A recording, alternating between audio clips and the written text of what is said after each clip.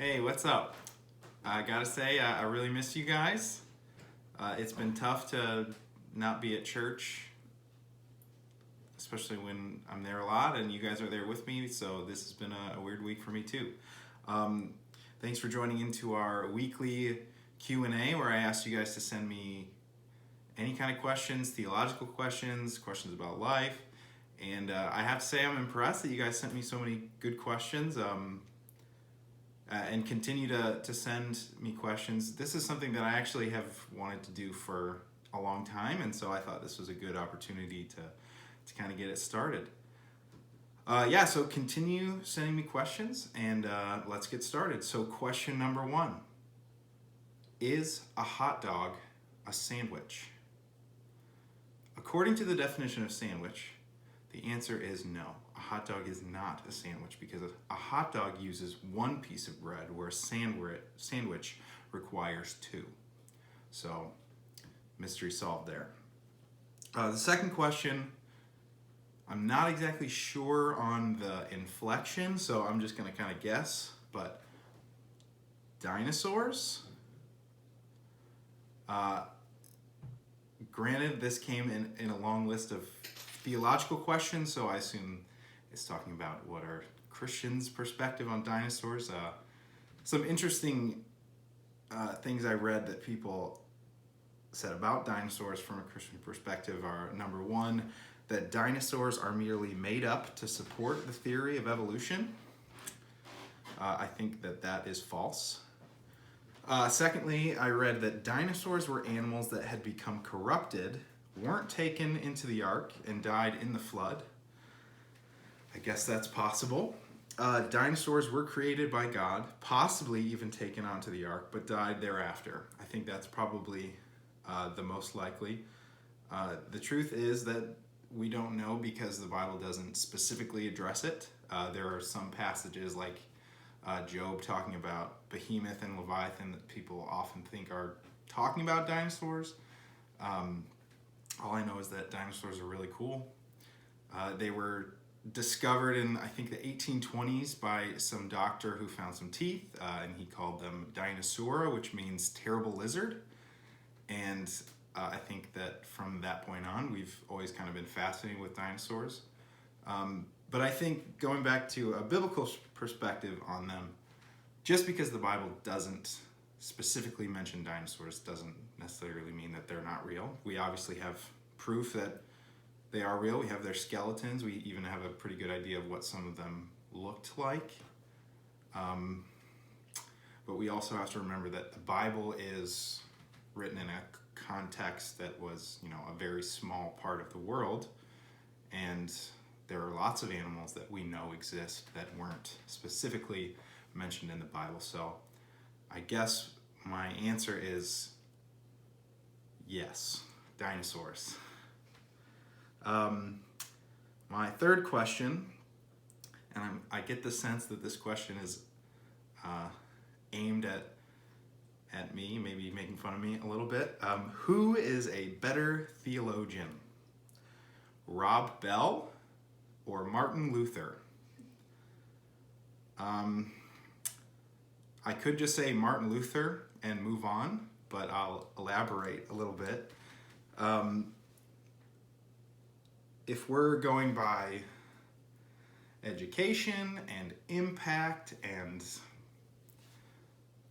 theological skill, Martin Luther takes the cake on all of them. I think the only area in which Rob Bell would beat Martin Luther is probably personality. It's pretty well known that Martin Luther was not the nicest of guys, and Rob Bell seems pretty well liked. Rob Bell is, even though we're all technically theologians, Rob Bell is more of a speaker. Some even call him a motivational speaker, whereas Martin Luther had a great understanding of the scriptures, the languages in which they were written, the inner workings of the Christian life. So Martin Luther is actually one of my favorite theologians. Even though I don't always agree with Martin Luther, I really understand where he's coming from. Definitely a worthwhile person in history to study, and there's lots of books written about him. yeah, so love Martin Luther. Definitely a better theologian than Rob Bell. Fourth question. I think I got this because I'm a youth pastor, but will we poop in heaven? Another instance where the Bible doesn't specifically address it, so I'm speculating. I don't know if it really matters whether or not we poop in heaven, but if I were to guess, I'd say yes, we probably will poop in heaven. I think if we look at passages like Revelation 20, where the New Jerusalem is described in detail and is a physical place where we will be eating, I think due to how God designed us as humans and the fact that we'll be in our human bodies, it's probably safe to say that there will be poop. So in God's original creation plan, the cycle of eating and excreting waste were wonderful elements of his purposeful design. So I think it's probably safe to say that there will be poop in heaven. It's a strange thing to really ponder, but that was the conclusion I came up with. And so the last two questions I want to kind of put together. So the first one is, why are there so many denominations? And when I say denomination, I mean like Presbyterian, Baptist, Methodist. There's a lot of denominations of Christian churches, and the question is, why are there so many?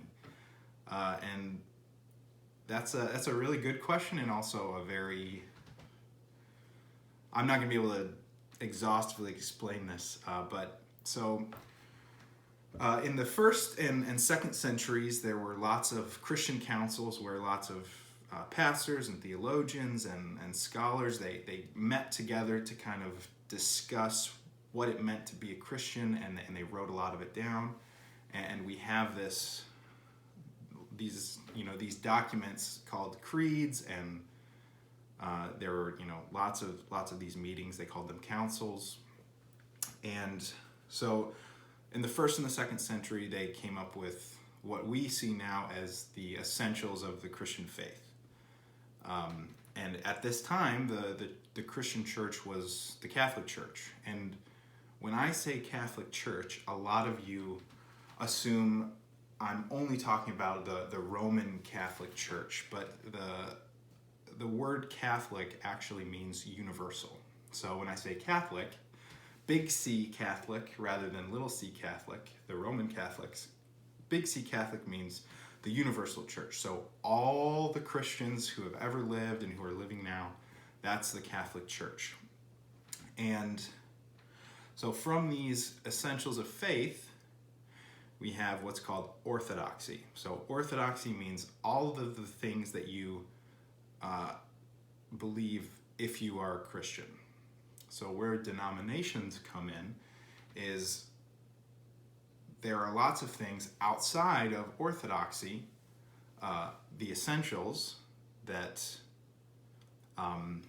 people can and do very often disagree on, and this is a big question for a lot of reasons why people don't come to church, because they see all of these divisions, and I think that oftentimes when there's a lot of division, it looks bad, and I don't think it's always necessary. If you look into a topic, you'll often find that there's a lot of different understandings, and they all have good arguments a lot of times, and it's just up to you praying that God will give you wisdom and reveal the truth to you. But I also think it's an opportunity for unity within diversity. So an example I have is the church I went to in Washington.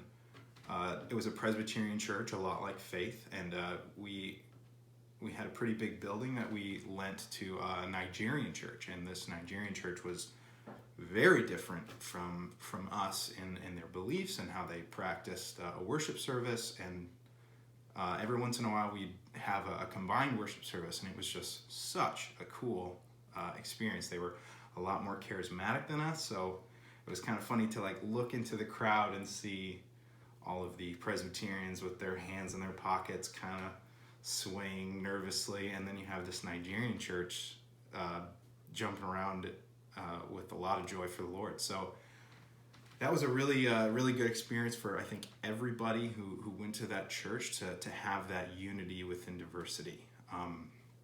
But yeah, so back to kind of the history of it. So there was this what's called the Great Schism, and that happened in 1024 AD, and that separated the Western Orthodox and the Eastern Orthodox Church. And then there was an even greater separation in the 16th century with Martin Luther starting the Protestant Reformation in 1517.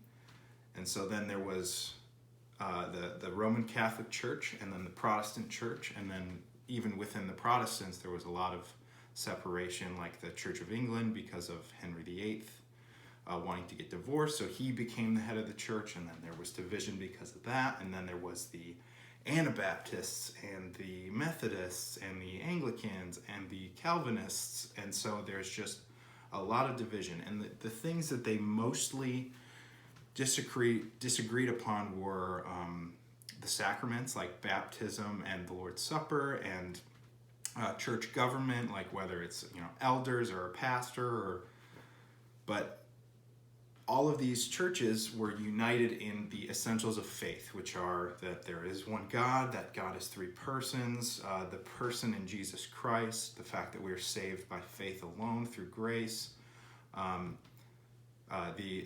nature of the gospel, that we are sinful and that we need God to save us, and that we then live in worship of that God for the rest of our lives, and that there is hope in eternity for those who are in Christ. So yes, there's a lot of differing opinions about interpretation of the Bible, but the objective truth of who God is and who Jesus Christ is, I think, remains the same amongst all Christians. And I think that is more what we need to cling to as the Catholic Church, the big C Catholic Church, the universal church. And then the last question is, how is our church different than others in our views? So the Evangelical Presbyterian Church is a Reformed church. So we are Calvinists. We are covenant theologians. And these are kind of the big two things that kind of mark Presbyterians. But yeah, I mean, that's kind of those questions in a nutshell. But obviously, I can't exhaustively explain any of these things to you. But if you have further questions or you want resources, I'd be happy to give those out and talk with you more about it. Those are all really good questions, and I'm excited. If you didn't hear your question, it's not because I'm not going to answer it. There was one that I specifically wanted to address about the end times, and I wanted a little bit more time to come up with a good answer. So please keep sending me your questions. They can be silly, they can be deep, anything really. I'm really excited to be doing this, and like I said, it's something that I've wanted to do anyway. So let's continue doing it. Send me your questions, and pay attention to the Instagram page. All right, thanks guys.